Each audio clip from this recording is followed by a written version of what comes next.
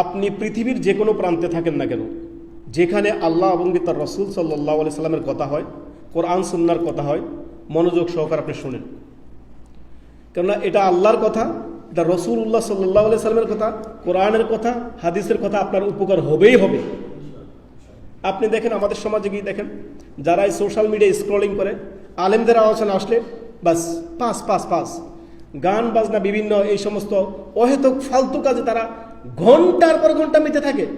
আলেমদের আলোচনা আসলে ফাস ফাস ফাস, সুবহানাল্লাহ ইয়া রব।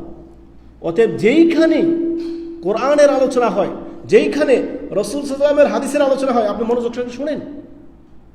এটা আল্লাহর কথা, ওহীর বাণী, কালামুল্লাহ, রাসূলুল্লাহ সাল্লাল্লাহু আলাইহি ওয়াসাল্লামের হাদিস, সুবহানাল্লাহ।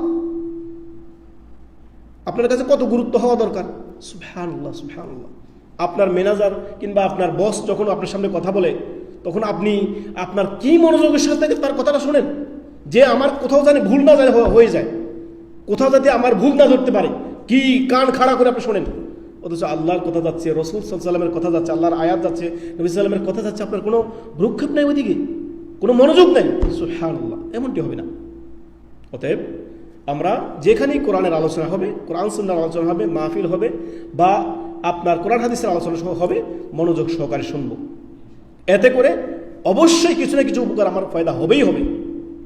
বারাকাল্লাহু ফিক।